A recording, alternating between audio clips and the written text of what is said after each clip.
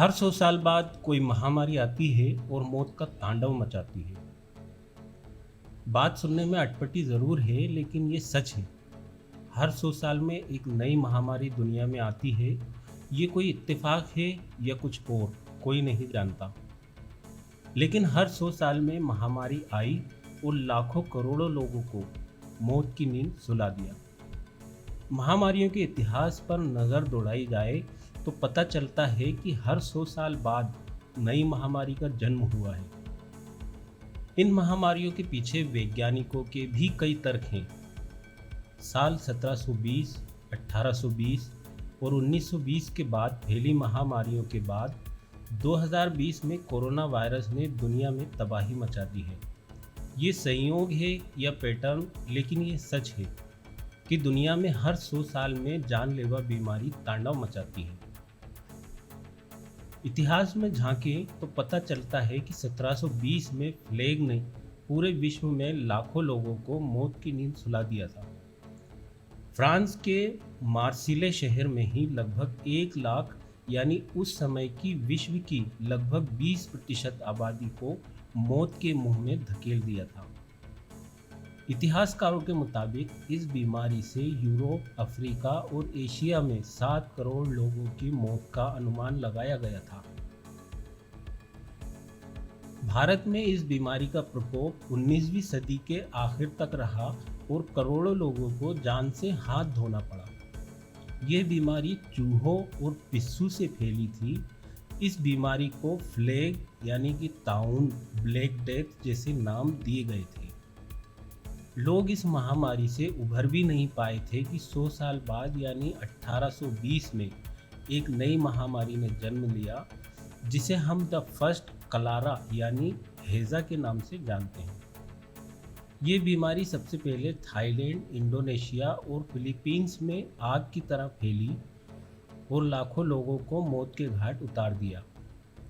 ये महामारी Bharat, Africa, Europe और रूस तक फैली।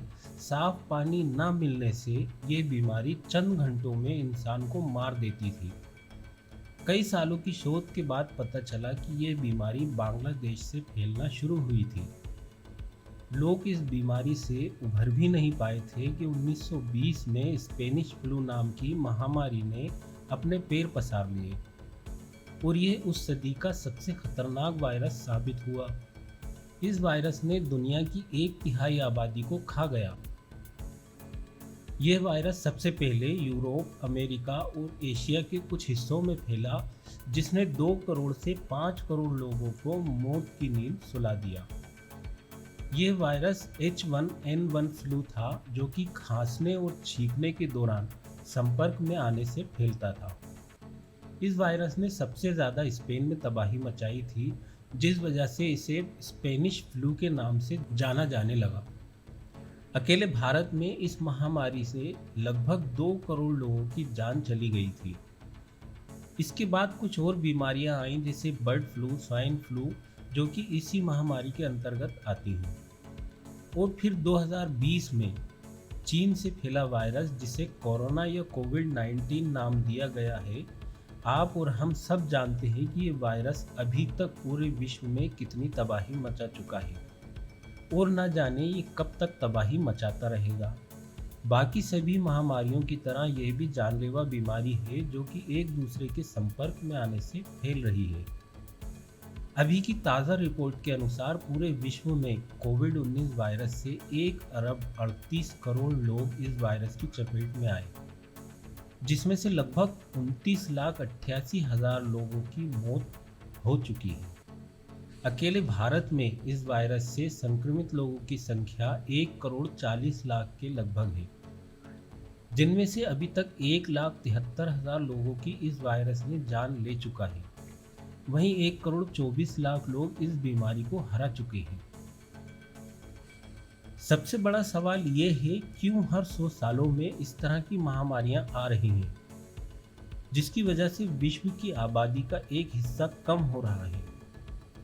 अगर आपके पास कोई ठोस तर्क हो तो हमें कमेंट्स में ज़रूर बताइएगा। अपने आप को और अपने परिवार को सुरक्षित रखें, सावधान रहें, लोगों को इस बीमारी से बचने के लिए जागरूक करें। फिलहाल आज की जानकारी में बस इतना ही। वीडियो को लाइक करें और ज़्यादा से ज़्यादा इस जानकारी को शेयर करें। फिर मिलेंगे। जय हिंद।